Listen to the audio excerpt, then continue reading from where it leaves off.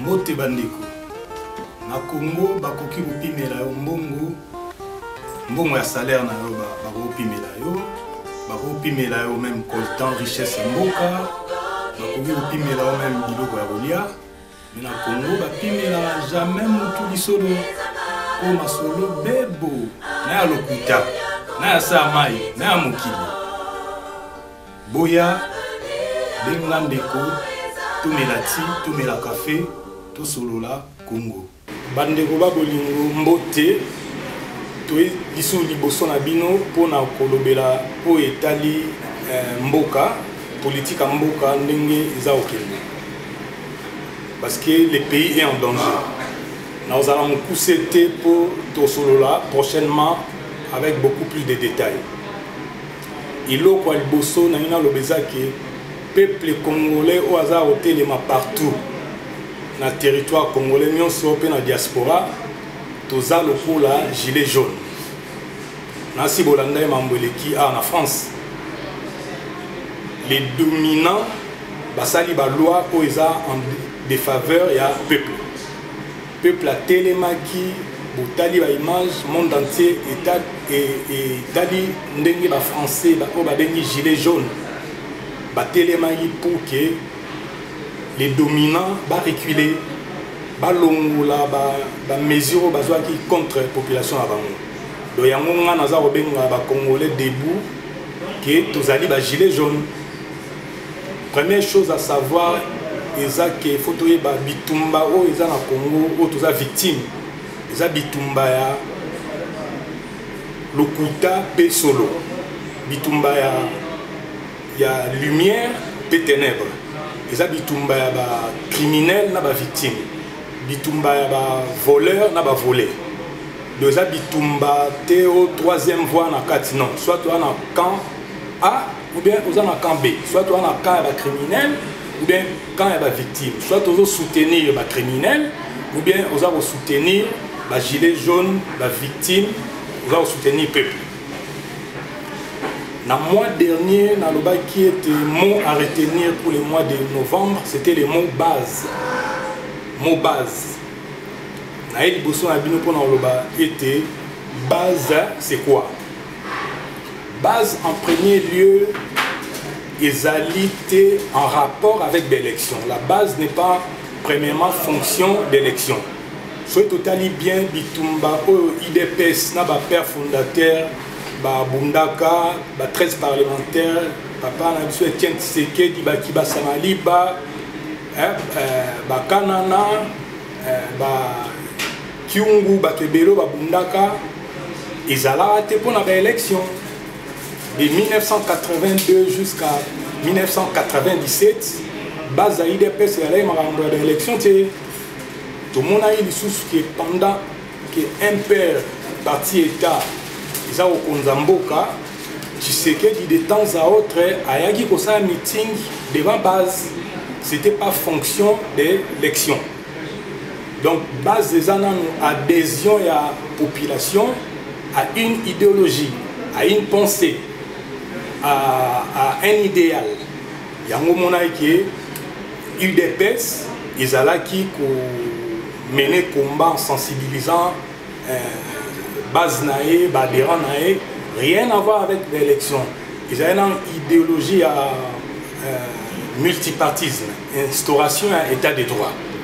Pour être Mobutu de son vivant, des maréchal, dictateur, à l'obéi que de son vivant, il n'y aura jamais plusieurs partis politiques, il n'y aura qu'un seul parti, le MPR. Nabitumba, UDPS, tout le monde a été, Mobutu, Akoyaki, puis là, comprenez mon émotion le 24 avril 1990, début à multipartisme. Donc, base à UDPS, c'est l'ongaki, pas par rapport à l'élection. Parce que comme il y a la confusion, il y a base.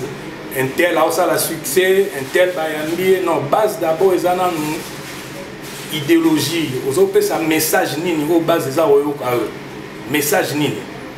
Tout le monde a battu en Chipoi en désordre. Beaucoup sont en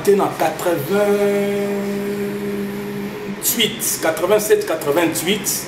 Nous allons à Kinshasa, tout le monde Kondo Strevos Niarkos, un monsieur parisien, Mouta Bilamba, Mouta Miziki, Mouta Frappe, à Kita Nakin, en 88, Bayamba et Nachipoi, c'est-à-dire les services de l'État, police, Bamouta, tout et tout, Bakumbié, foule et Ambarae, Yassom, avec adhésion à quelle idéologie? Donc, Botika pour embrouiller biso masolo ba base. Boy ba été combat au Italie lumière na ténèbres. Ba victime na ba criminel. Les dominés contre les dominants. Donc chaque camp faut organiser d'une manière ou d'une autre. Et c'est moi organisation, moi leadership moi pour que au long camp adverse. Dans le Congo, en matière il y a lutte, il y a peuple congolais, aspiration, il y a peuple congolais. Tout ça dans la partie ébélée sur plus de 600. Mais nous considérons, et ce sont des faits avérés, l'UDPS en tant que fille aînée de l'Église comme un patrimoine national. l'UDPS c'est un parti avant-gardiste. Parce que dans le moment où papa n'a biso bazo danser au bina komela na baba, papa a les 13 parlementaires bazo tika femmes et enfants pour combattre la dictature à Mobutu. Dans le moment où biso toujours sakana, bana na bango bazalaki emprisonnés, relégués et consorts. Donc en ce sens, nous considérons l'UDPS comme un patrimoine national. Moi, je ne suis pas membre de l'UDPS, mais je défends l'UDPS comme un patrimoine national congolais, fille aînée de l'Église, des filles aînées de l'opposition, pardon. Donc, voilà un peu. Donc,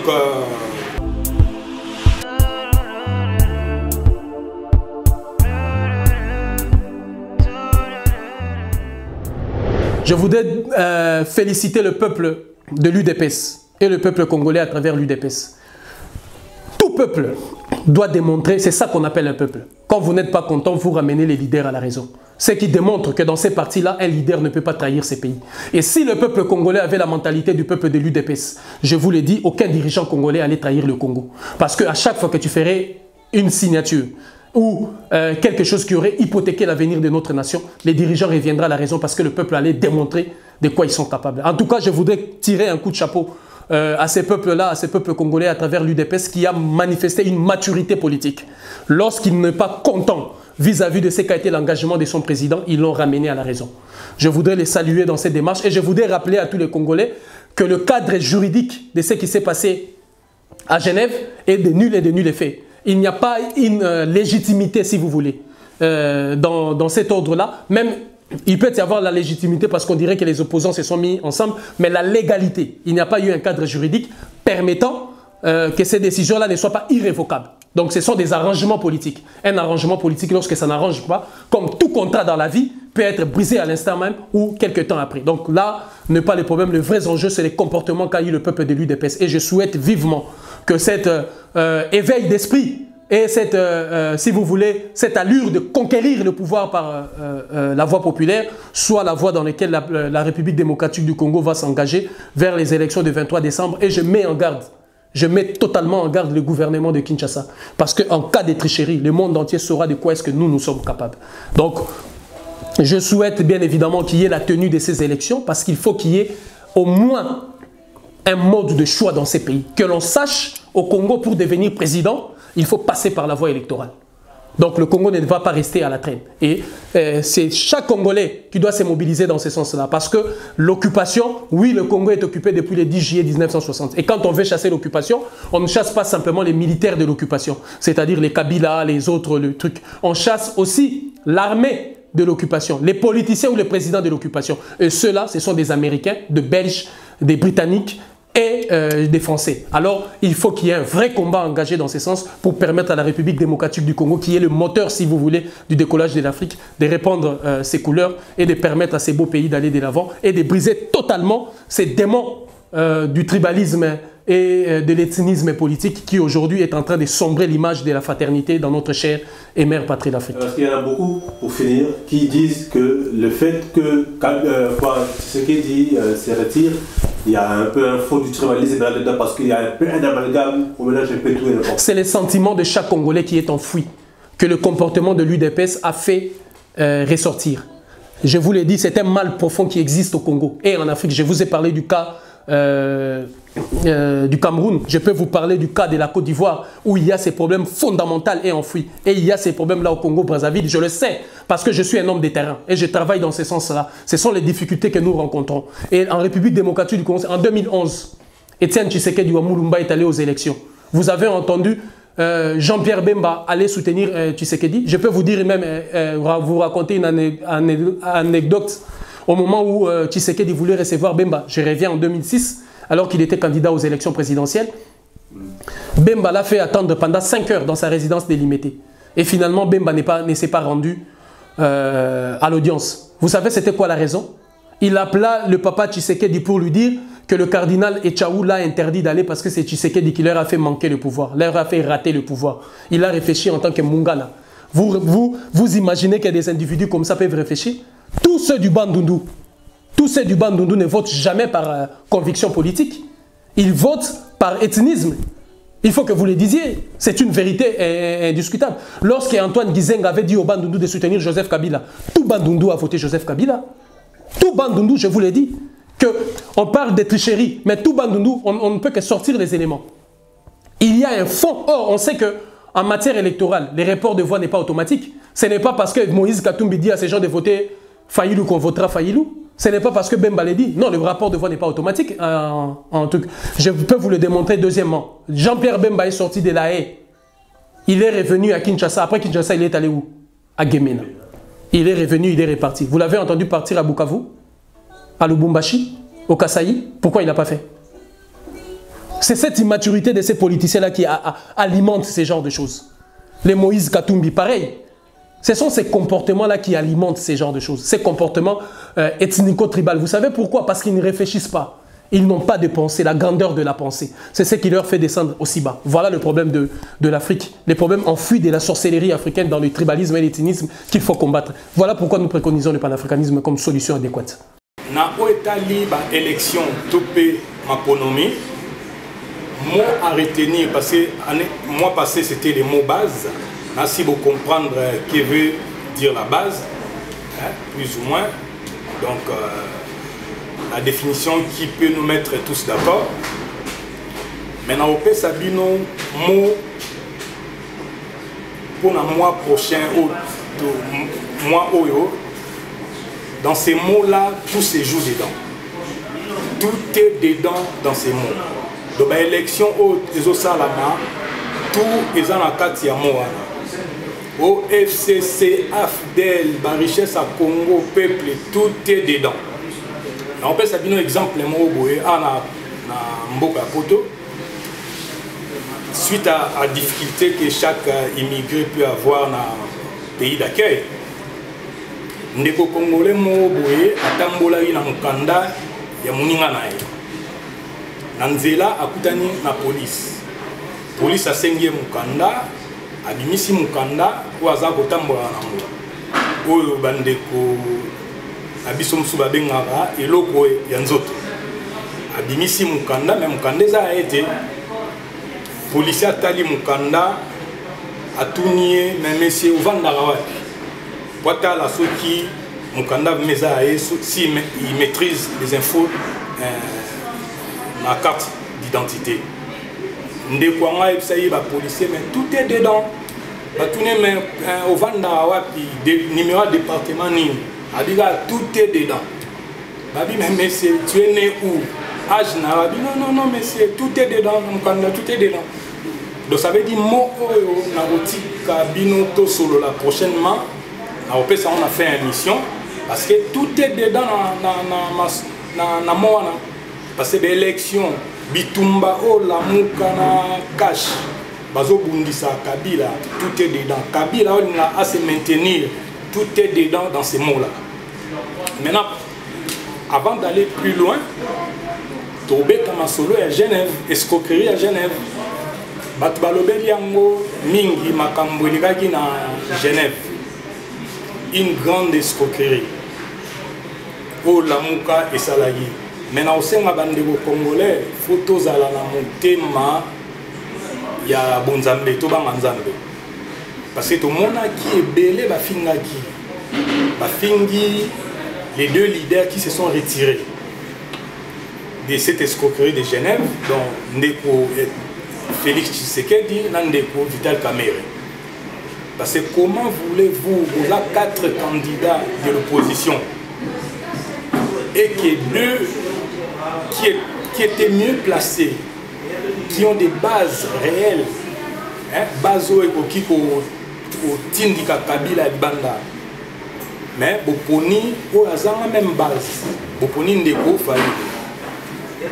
En un mot, Ndeko Nabiso Fayulu n'est qu'une victime à l'américaine. Ça veut dire hasard porte-parole, parce que ça a été dit, hein? Donc ex-premier ministre Adolphe Muzito a dit hasard juste un porte-parole. Donc c'est pas un candidat. Donc un représentant, il y a intérêt, il y a invalidé. C'est-à-dire Jean-Pierre Bemba, Moïse Katumbi et puis Adolphe Muzito.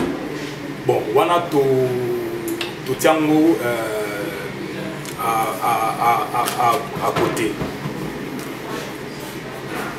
Bandeko, mi balé on a ba finga mi makasi po ba retirer la signature na bango na accord à Genève parce que l'accord à Genève ezolobake il faut jamais aucune élection na machine à voter. Bango bandimi machine à voter mais rétro-pédalage, j'ai aussi ça à Makassi, tout le monde était bandeko à Lamuka, avec en tête les candidats numéro 4, Martin Fayulu, Bazongeli, machine à voter. Après avoir insulté, diabolisé, diffamé, Ndeko Félix Tshisekedi qui disait nous allons aux élections avec ou sans machine à voter. Pour finir, mon intervention d'aujourd'hui, Bandeko Gilet jaune congolais, Naoloba. Mot à retenir, ils ont intérêt. Intérêt commun des Congolais.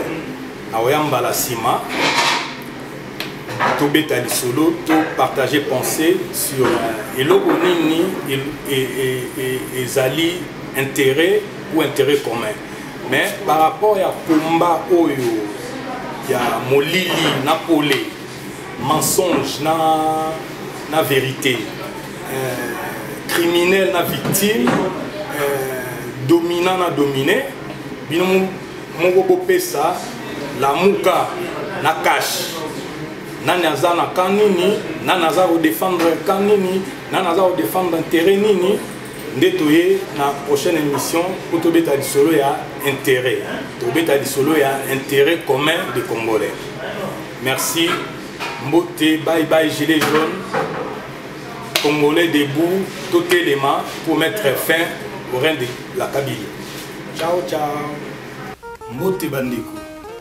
Na Congo bakoki kopimela yo mbongo ya salaire na yo bakopimela yo. Bakopimela yo même coltan richesse mboka, bakopimela yo même biloko ya kolia. Mais na Congo bapimela jamais mutu lisolo o masolo bebo na ya lokuta na ya sa mai na ya mokili. Boya benga ndeko tumela ti tumela café to solola Congo.